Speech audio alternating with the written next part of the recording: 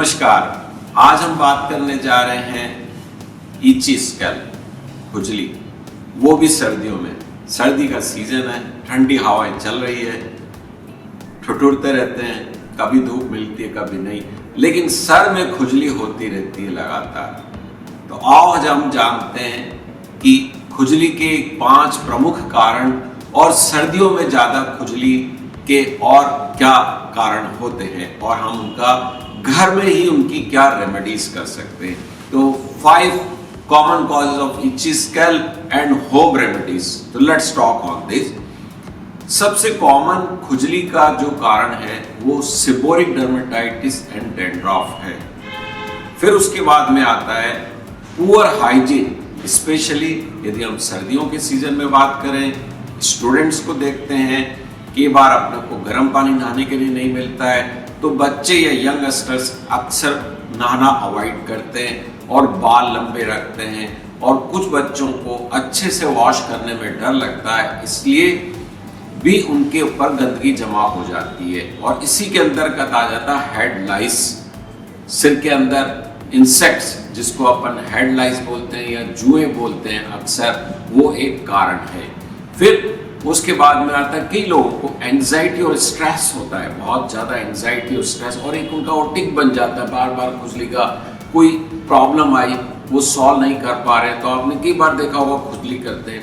कई लोग पेंसिल से अपने सिर को खुजाते रहते हैं, फिर धीरे धीरे वो आदत बन जाती है और उनको लगता है कि मेरे सिर में खुजली हो रही है, एक्चुअली वो होती नहीं है। ये भी एक कॉमन कॉज है लोगों में सिर में ईचिंग का।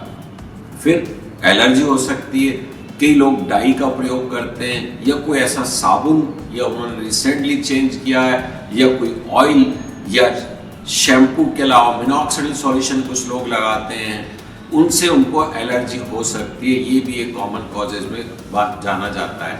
इसके अलावा जो मेन डिजीज है जैसे फंगल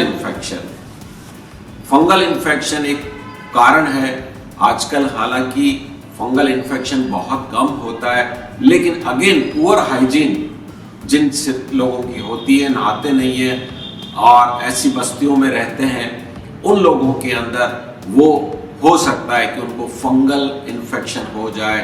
इसके अलावा एडवांस बीमारी की बात करें जो अनकॉमन है वो स्कैरिंग एलोपेशिया, तो मैं उसकी बात नहीं कर रहा अभी आपको। तो आओ सबसे पहले हम बात करते हैं डैंड्रफ या सेबोरिक डर्मेटाइटिस की। ये इससे सब लोग परेशान हैं और मैं तो अक्सर इस पे बात करता हूँ कि डैंड्रफ का आतंक है और लोग इस डैंड्रफ नाम के आतंक से आतंकित है, परेशान है। लेकिन यार इसका सॉल्यूशन बहुत सिंपल है भाई। इसका सबसे बड़ा सॉल्यूशन है सफाई और सफाई। लेकिन सिर की सफाई कैसे करनी है वो आप लोग डरते हैं, शैम्पू लगाने से आप लोग डरते हैं, तो शैम्पू का भरपूर उपयोग करिएगा, अच्छे अमाउंट में शैम्पू लगाइएगा। कीटोकेनाजोल शैम्पू विद जिंक पैराथॉन का जो शैम्पू अक्सर मिल जाता है, उस शैम्पू को आप नहाने के 10 या 15 मिनट अच्छे से लगाइएगा और फिर अच्छे से वॉश करिएगा।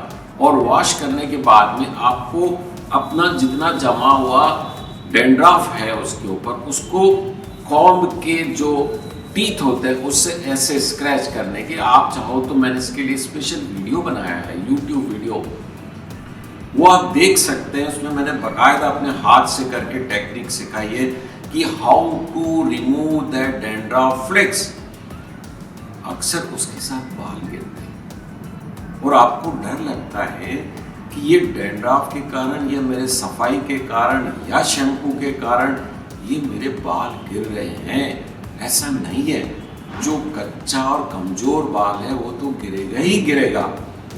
सुबह आपको नहाते वक्त दिख रहा है, लेकिन दिन में जब गिरता है तब आपको दिखता नहीं है।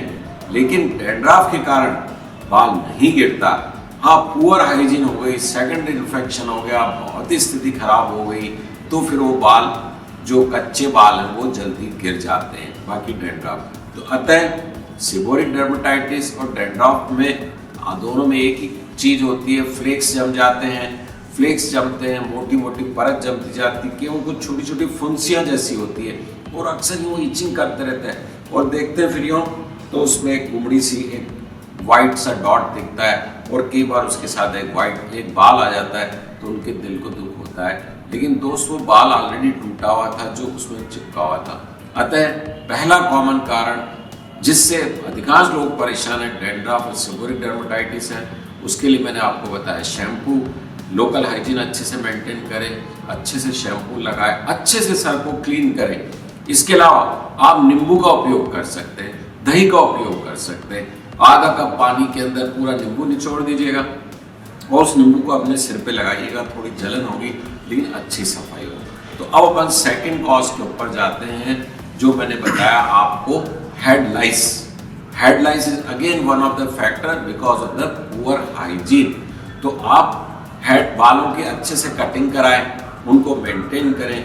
और हेड लाइस के लिए अक्सर दवा आती है, उस दवा का आप लगातार 3 दिन तक यदि उपयोग करते हैं, उसकी शैम्पू भी आने लगे हैं तो हेड लाइस चली जाती है। लेकिन आपको फिर रिपीट करना 15 दिन बाद, और हो सके तो 1 या 1.5 महीने बाद फिर आपको रिपीट करना। तो ये हेड लाइस का ट्रीटमेंट हुआ।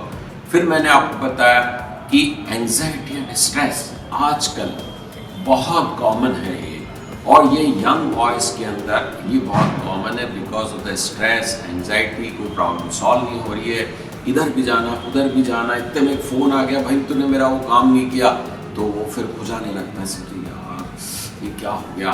तो दिस इज आल्सो, तो उसके लिए बहुत सिंपल आंसर है, do 1 work at A time. कुछ भी तुम्हारे करने न करने से कोई पहाड़ नहीं टूट जाएगा और तुरंत अभी नहीं हो जाएगा। तो ऐसा मत समझिए कि पूरी दुनिया को मैं ही चला रहा हूँ, ये थोड़ा सा ठहर के धीरे धीरे एक एक प्रॉब्लम को सॉल्व करें। मान लो 3 वर्क आ गए तो प्रायोरिटी के हिसाब से 1, 2, 3 प्लान करिए और एक एक प्रॉब्लम को सॉल्व करिए।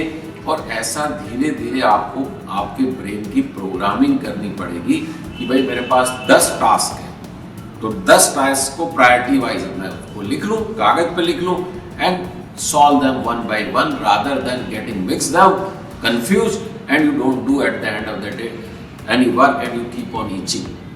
फिर उसके बाद में आता है अपना फंगल इन्फेक्शन। जैसा मैंने बताया ये प्राय कम होता है आजकल, लेकिन यदि इसके लिए एक पैच बन जाता है अक्सर, और उसके लिए एक आपको फिर डॉक्टर को ही या डर्मेटोलॉजिस्ट को ही आपको कंसल्ट करना चाहिए उसके बारे में, तो ही आपका इलाज होगा।